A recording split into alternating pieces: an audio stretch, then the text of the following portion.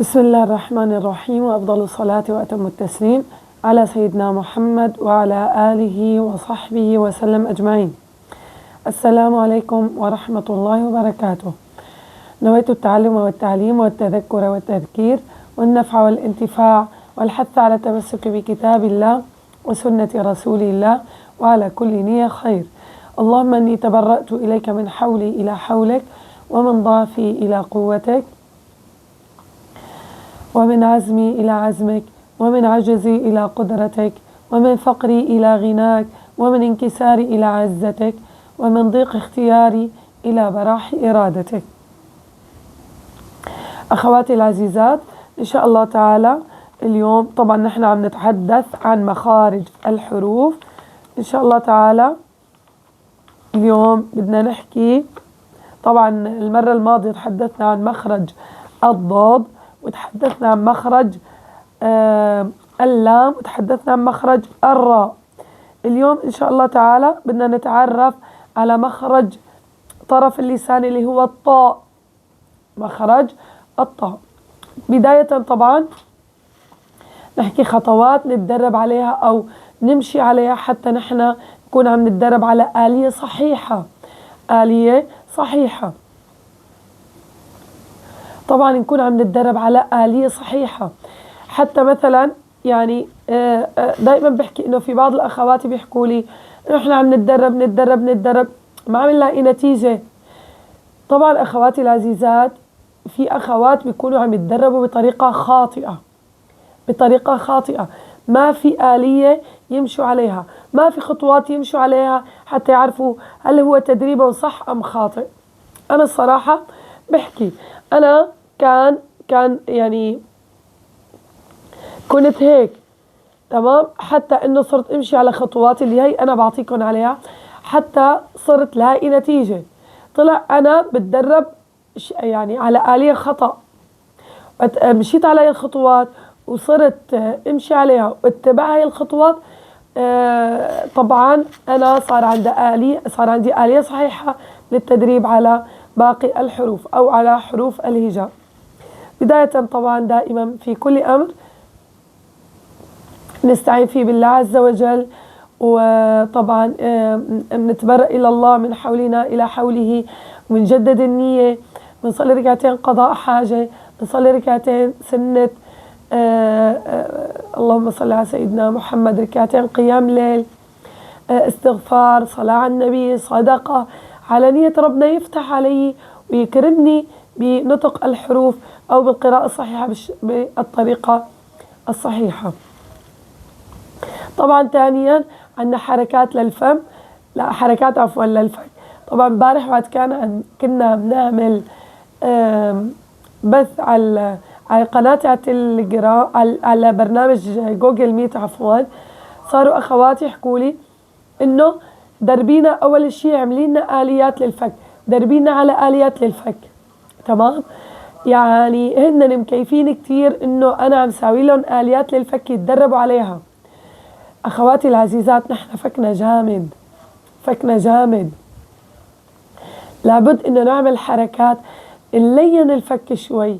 طبعا مو من أول مرة ولا من تاني مرة، بس أنا قبل ما أتدرب بعمل ليونة حتى يساعدني على نطق هذا الحرف اللي أنا عم بتدرب عليه. بيساعدني كتير أخواتي العزيزات، ما تستهينوا بحركات الفك. تمام، بتساعدكم كتير إنه أنتوا يصير عندكم ليونة بالفك، حتى وقت أنتوا عم تتدربوا يعني يساعدكم شوي، مرة على مرة بصير عندك ليونة وبصير نطق الحرف أسهل. تمام، ويصير عندك آلية تنطقي بالطريقة الصحيحة. تمام، اللهم صل على سيدنا محمد حتى يرضى سيدنا محمد. بقى هاي الحركات للفك بتساعدكم كتير. طبعا ممكن أخواتي العزيزات الحرف ما ياخد معك يوم ويومين وثلاثة وأربعة وخمسة وعشرة، ممكن ياخد معك وقت، بده وقت، لأنه أنت بتنطقي بطريقة خاطئة. بدك بيوم وليلة تنطقي بطريقة صحيحة؟ طبعا لا، بدك وقت. اوكي، انت تدربتي وصار يجي معك المخرج، بديك تجيبي حرف تاني، تدربي على الحرف السابق مع الحرف الثاني. يعني كنت تعطي وقت طويل، أعطي لو إنه وقت قصير. الحروف اللي صارت تيجي معك أعطيها وقت، حددي لها وقت إنه أنت تتدربي عليها، مع طبعا الوقت اللي بدك تتدربي عليه للحرف الثاني بده يكون أكبر.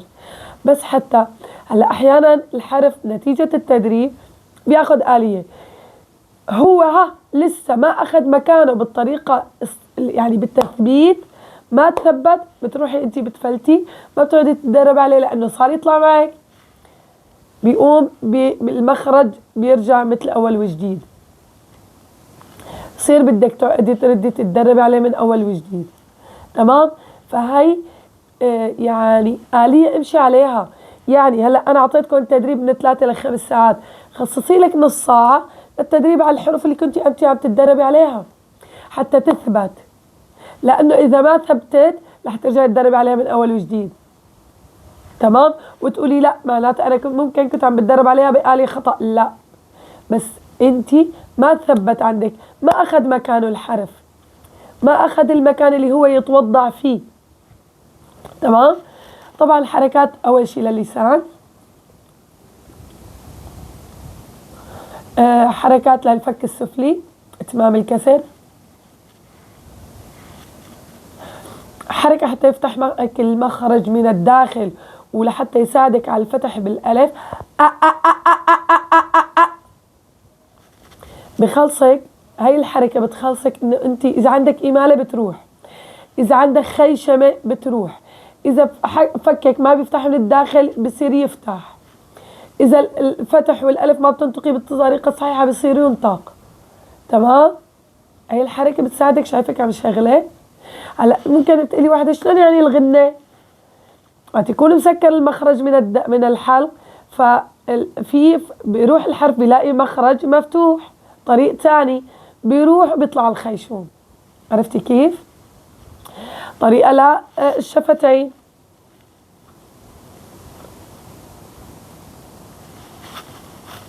اعملي حركات هيك حتى يصير معك اتمام للضم، بصير عندك شوية ليونة. أنا ما حقول ليونة 100%، بس يعني يوم عن يوم يوم عن يوم يصير عندك ليونة بالفك. تمام؟ هلا في أيضا في حركة تتدرب عليها للنفس، أنا نزلت لكم إياه الفيديو، إنه أنت تجيبي كيس حطي فيه شلمونة بس ما تسكريه، تخليه مفتوح حتى يطلع الهواء، ضلي انفخي انفخي انفخي. هي للنفس كتير منيحة، صدقوني بوقت قصير بصير عندك النفس طويل، بس يوميا بدك تدربي عليها يوميا. تمام؟ طبعا نتدرب على المراية، ما بدك تدربي على المراية على تليفونك، افتحي الكاميرا الأمامية وتدربي. تمام؟ المراية لا تستهينوا فيها، بتساعدك على التخلص من كتير شغلات. حركة الشفايف اللي هي أهم شيء، إذا كان عندك أنت بالحركات وبالحروف حركة شفايف رح تخلصي منها. تمام؟ عصيرة تنتبه على حالك إنه أنت عم تساوي حركات للشفايف. أيضا التدريب من 3 ل 5 ساعات، من 3 ل 5 ساعات. ودائما بحكي نظم وقتي، وهذا الوقت خصصه إلي، وقت هاد خلص أنا خلصت من مسؤوليات البيت والأولاد وتدريس الأولاد و هدول ممكن يكونوا أول النهار وقت يكونوا الأولاد بالمدرسة، ممكن يكونوا بنص بعد الظهر، ممكن يكونوا بعد العصر، ممكن يكونوا المساء. انتي بتعرفي تنظمي وقتك. أنا كنت ساوي نظم وقتي قبل ما كنت اشتغل وداوم بالمدرسة، كنت الصبح اشتغل على حالي، بنات بالمدرسة اشتغل الصبح على حالي. تمام؟ هلا ممكن واحدة تسألني طيب شو بدي اتدرب من 3 ل 5 ساعات؟ حاعطيكي خطوات. أول خطوة تحضري فيديو بيتحدث عن مخرج اللي انت بدك تتدربي عليه. تحضري للشيخ أيمن السويد، ممكن تحضري إلي، ممكن لأي شيخ تحضري عم يتحدث عن هذا الحرف. ممكن واحدة تقولي أنا عم ضيع وقتي. لا، أنت ما عم تضيعي وقتك، أنت شو عم تعملي؟ أنت عم تاخدي آلية، عم تجمعي معلومات عن هذا الحرف وتحطيها بمخك بدماغك بذاكرتك مشان أنت وتطبقيها، يسهل عليك تطبيقها، يصير عندك سهولة بالتطبيق. تمام.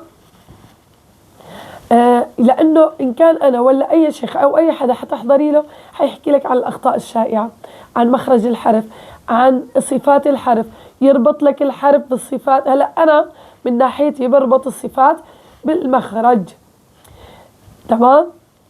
بربط لك يعني بحلل لك صفات المخرج، تمام. بيعطوك الآلية تدربي عليها، الأخطاء الشائعة، الطريقة الصحيحة. يعني ما تفكري إنه أنت عم تضيعي وقت. كنت أنا أقعد أحضر أكثر من 15-20 فيديو، والله أكثر من 15 فيديو للتدريب على هذا الحرف. ما تستهينوا، ما تستهينوا إنه أنا عم بحضر فيديوهات، تمام. نسمع صورة يوميا، نسمع صورة. خذوا من الذاريات للأخير، هي الصور قصيرة، كل يوم اسمعي هي الصورة، اسمعي 5-6 مرات ل10 مرات، وركزي على الكلمات الموجود فيها الحرف اللي انت عم تتدربي عليه. ركزي على الودود، على المخارج، على الصفات، أحكام النون الساكنة والتنوين. قلدي الشيخ أو الشيخة اللي انت عم تسمعي عليه، قلدي تقليد عادي، قلدي حتى تاخدي انت آلية صحيحة. طبعا بحضر فيديو ثلاثي الأبعاد لهذا الحرف اللي أنا عم بتدرب عليه، رح يرجيك المخرج من كل الأماكن، تمام.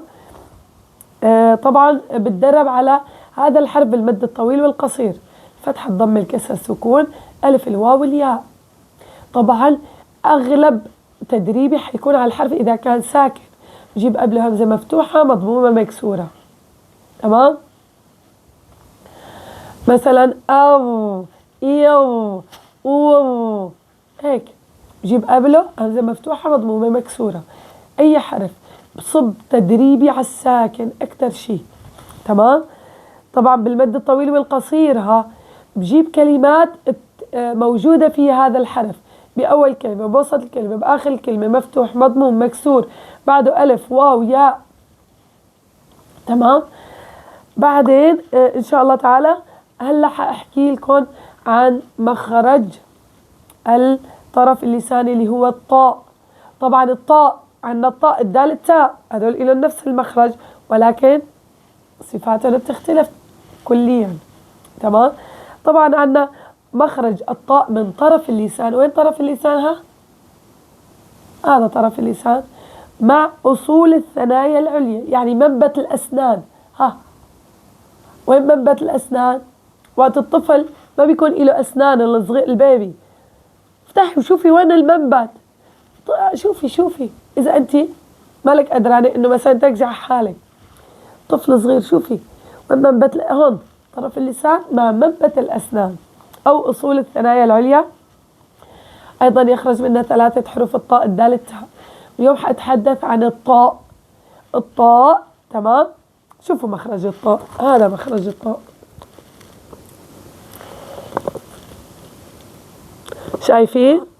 شايفين شلون ارتفاع لأقصى اللسان، شايفين الانفتاح، أي استعلاء وإطباق. طبعا استعلاء وإطباق، هي طرف اللسان.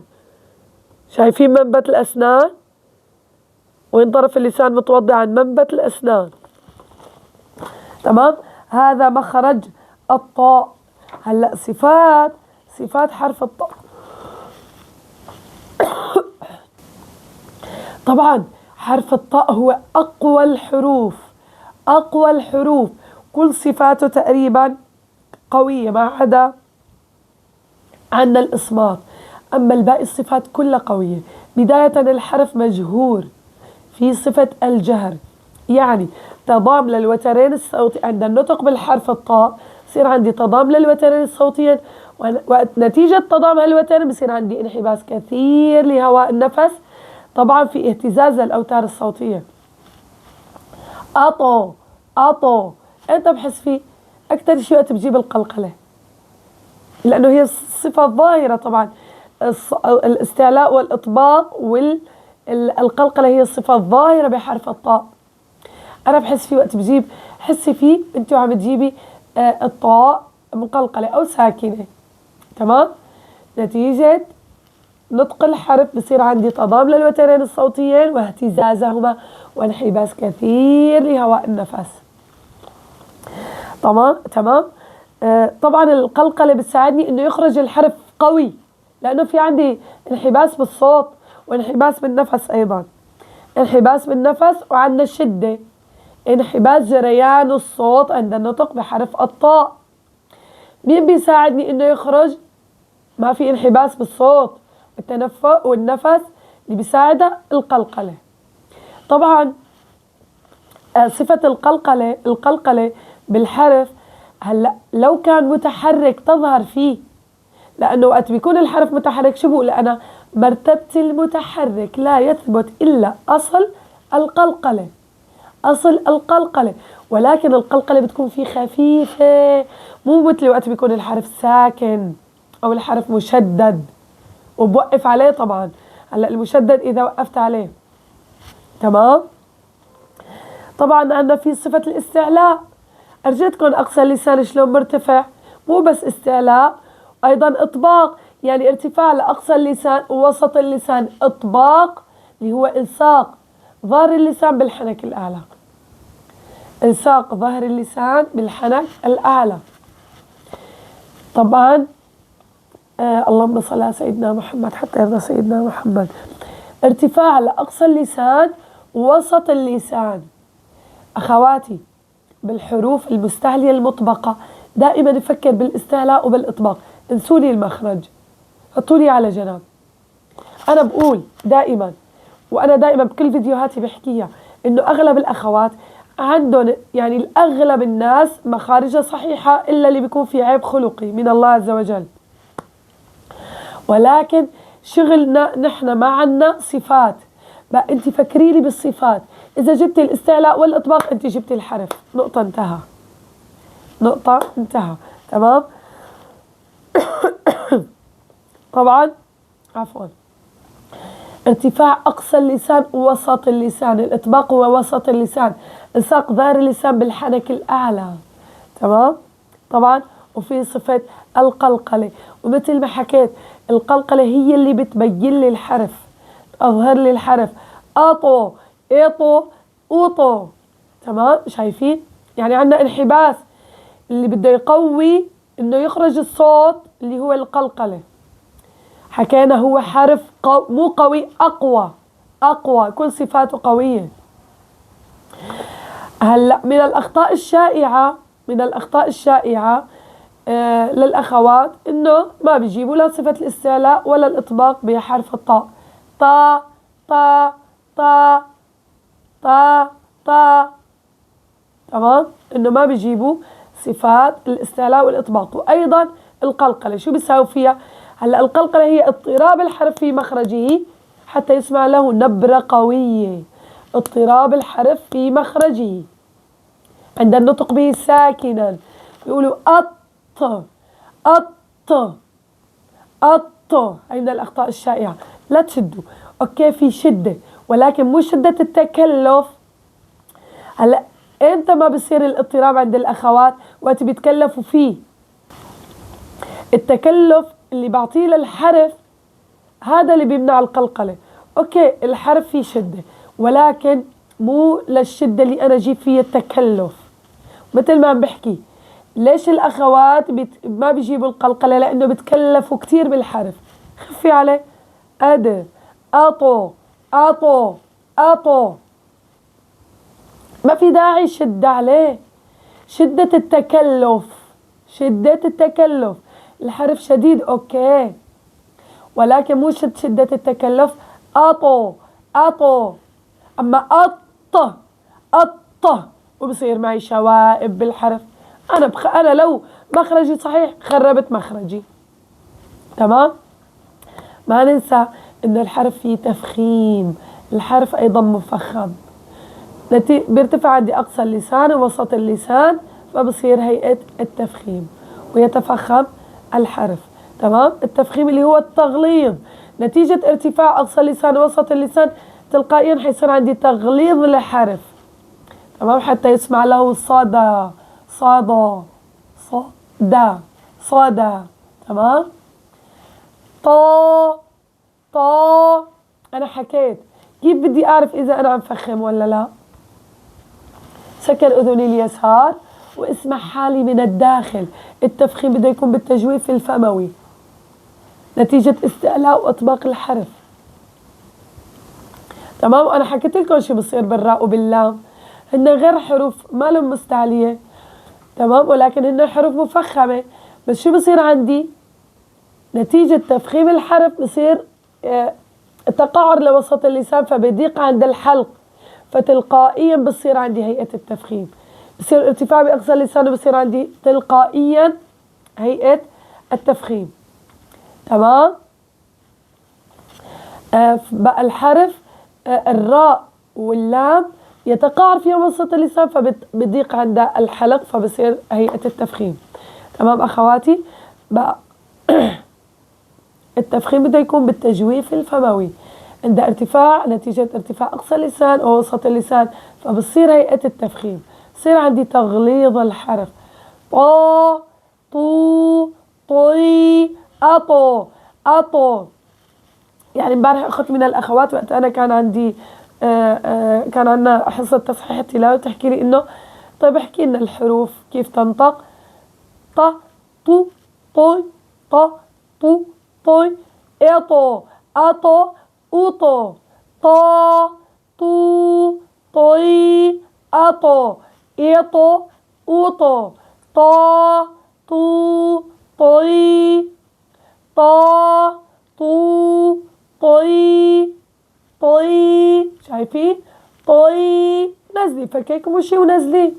طو مشي شفتيك إذا حسيتي ما فيهم إتمام الضم مشيهم وانطقي. طو. لا هلا أنا يعني عم أحاول شد لكم إياهم بس، ولكن هي بدها تكون في آلية لضم الشفتين. طو. بس أنا قصدي إذا ما بينضموا ضميهم أنتي. طو طو. طبعا هون الفجوة ما بدها تكون كبيرة واسعة نتيجة مقدار القلم بس. تمام. طا طا ما بيفتح معك بالألف من الداخل، افتح الفك قولي طا طا طا عادي، بالغي شوي بالتدريب. تمام أخواتي العزيزات، إن شاء الله يا رب يكون الفيديو عم تستفيدوا منهم هاي الفيديوهات، وجزاكم الله خير. لا ننسى نعمل اشتراك للقناة، نضغط على زر الجرس، نعمل مشاركة لكل الأصدقاء والأحباب، والسلام عليكم.